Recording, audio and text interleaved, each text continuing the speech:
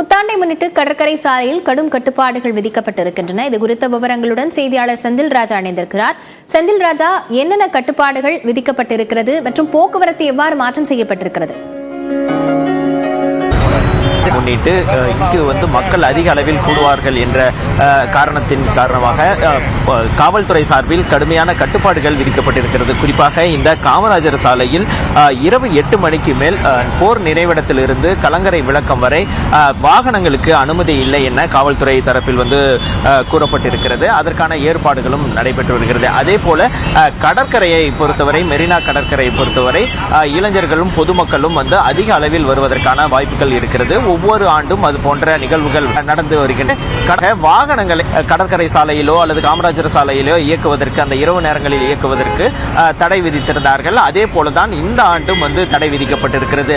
காமராஜர் சாலை மட்டுமில்லாமல் கடற்கரையில் இருக்கக்கூடிய உட்புற சாலையில் காமராஜர் சாலையில் 8 மணிக்கு வாகனங்களுக்கு தடை விதிக்கப்படக்கூடிய நிலையில் கடற்கரையுடைய அந்த உட்புற சாலையில் 7 மணியில் இருந்து தடை விதிக்கப்படுகிறது. அதற்கான ஏற்பாடுகள் தற்போது நடைபெற்று வருகின்றன. குறிப்பாக கடற்கரை சாலையில் இருந்து அந்த காமராஜர் சாலையை இணைக்கும் வழிகள் அனைத்தும் மூடப்படுகின்றன.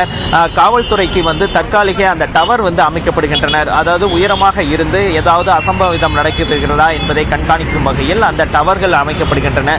குறிப்பாக இந்த சென்னையில் மட்டும் இந்த புத்தாண்டை முன்னிட்டு 19,000 காவல்துறையினர் பாதுகாப்பு பணியில் ஈடுபடுகின்றனர். அதேபோல் ஊர்காவல் படையில் இருந்து 1,500 பேர் என மொத்தம் 20,500 பேர் இந்த பாதுகாப்பு பணியில் ஈடுபடுகின்றனர்.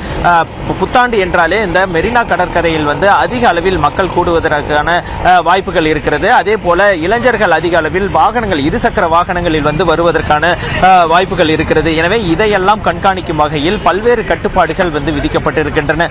குறிப்பாக 425 இடங்களில் சென்னையில் மட்டும் அந்த செக் பாயிண்ட் அமைத்து அந்த வாகன சோதனையில் ஈடுபட இருக்கிறார்கள். அது மட்டும் இல்லாமல் 30 இடங்களில் பைக் ரேஸ் எல்லாம் நடைபெறுகிறதா என்பதை கண்காணிப்பதற்கான சோதனை சாவடிகள் அமைக்கப்பட இருக்கின்றன. இதற்கான பணிகள் தான் நடைபெறுகிறது. தற்போது நாம் இருக்கக்கூடிய இந்த காமராஜர் சாலையில் பார்த்தீர்கள் என்றால் வாகனங்கள் பரபரப்பாக சென்று கொண்டிருக்கின்றன. ஆனால் 8 மணிக்கு பிறகு இந்த சாலையில் நாளை காலை 6 மணி வரை இந்த வாகனங்கள் என்பது தடை விதிக்கப்படுகிறது இயக்குவதற்கு. ஆனால் இந்த மக்கள் கூடும்போது ஏதாவது அசம்பாவிதம் ஏற்பட்டால் ஆம்புலன்ஸ் மூலமாக அந்த விபத்து ஏற்பட்டவர்களை கொண்டு செல்வதற்கான தனி வழிகள் அமைக்கப்பட்டிருக்கிறது. ஏனென்றால் முழுமையாக வாகனங்கள் தடை செய்யப்பட்டிருப்பதன் காரணமாக இந்த பகுதியில் வாகனங்கள் இயக்க முடியாது. எனவே மக்களும் அதிகமான அளவில் இந்த பகுதியில் கூடுவார்கள். எனவே ஆம்புலன்ஸ் செல்வதற்கு, அவசர நிகழ்வுகளுக்காக செல்வதற்காக இந்த தனி பாதை அமைக்கப்பட்டிருக்கிறது. இது தவிர வாகனங்களை தனியாக நிறுத்துவதற்கு இங்கே 17, அதாவது மெரினா கடற்கரையை சுற்றி 17 இடங்களில் ஏற்பாடுகளை காவல்துறையினர் செய்திருக்கிறார்கள். ராணிமேரி கல்லூரி வளாகம் மற்றும் பொதுப்பணித்துறை வளாகம், அதற்கு பிறகு சுவாமி சுவானந்தா சாலை, வாலாஜா சாலை உள்ளிட்ட 17 இடங்களில் வாகனங்களை நிறுத்துவதற்கான ஏற்பாடுகளை செய்திருக்கிறார்கள்.